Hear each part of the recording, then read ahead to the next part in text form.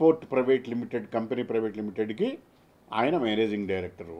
ఆయన పిల్లలు హరికృష్ణ గారు వీళ్ళందరూ కూడా ఆ కంపెనీ నడుపుతున్నారనేటటువంటిది అది అడ్మిటెడ్ ఫ్యాక్టు.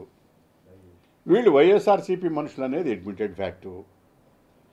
దీన్ని తీసుకువచ్చి పురంధేశ్వర గారికి లింకు చేసి, పురంధేశ్వర గారు వాళ్ళు ఈ సంధ్యా కంపెనీలు నాకు రాశారు కదా, వాళ్ళు రాసినటువంటి 3 కంపెనీల్లో ఒక కంపెనీలో స్టార్ట్ చేయటం, తర్వాత బయటికి రావటం, ప్రసాద్ గారు వాళ్ళ బియ్యం కూడా, ఇన్ని కూడా అది వేరే విషయం. ఎక్కడా కూడా ఈ సంధ్యా ఎక్స్పోర్ట్ కంపెనీకి ఏనాడు కూడా వాళ్ళకి కంపెనీకి సంబంధం లేదు. వాళ్ళ ప్రకారం ఈ కంపెనీ వీరభద్రరావు చేతుల్లో ఉన్నది కనుక అసలు పురంధేశ్వర గారికి చంద్రబాబు నాయుడు గారికి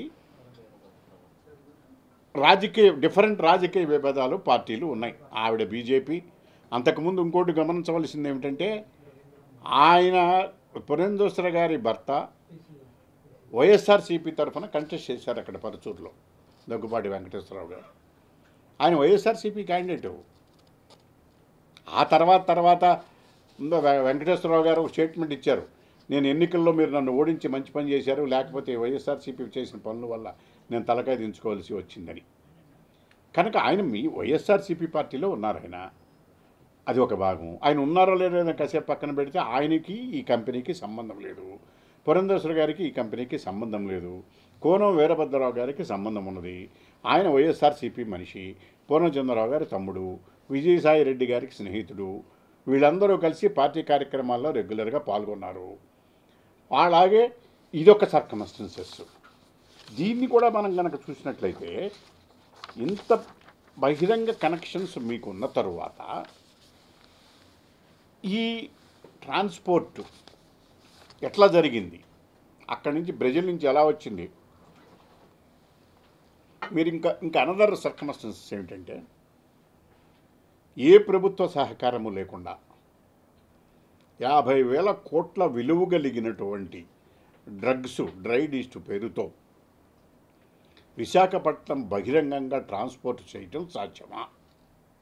అది ఒకటి ఆలోచించాలి. ఇంకొక సర్కమ్స్టెన్సెస్ ఏంటంటే, సంధ్యా ఎక్స్పోర్ట్ కంపెనీ ప్రైవేట్ లిమిటెడ్ కోన వీరభద్రరావు గారికి 50,000 కోట్లు పెట్టుబడి పెట్టి ఈస్ట్ డ్రైడ్ పేరుతో కొకైన్లు ఇవన్నీ తెప్పించేసేటటువంటి ఆర్థిక స్తోమత ఉన్నదా? ఒకవేళ ఉంటే ఆ కంపెనీ బయోడేటాలు, ట్యాక్సులు, ట్రాక్ రికార్డు మీరు చూసారా? అవి ఎందుకు మీరు ఈరోజు వరకు బయట పెట్టలేదు?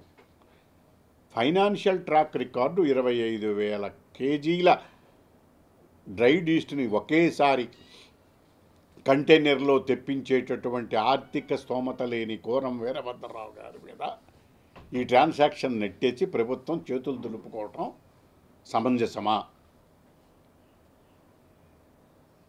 పైగా ఆశ్చర్యకరమైన విషయం ఏంటంటే, డ్రైడ్ ఈస్ట్ పేరుతో ఇది సప్లై చేయటం.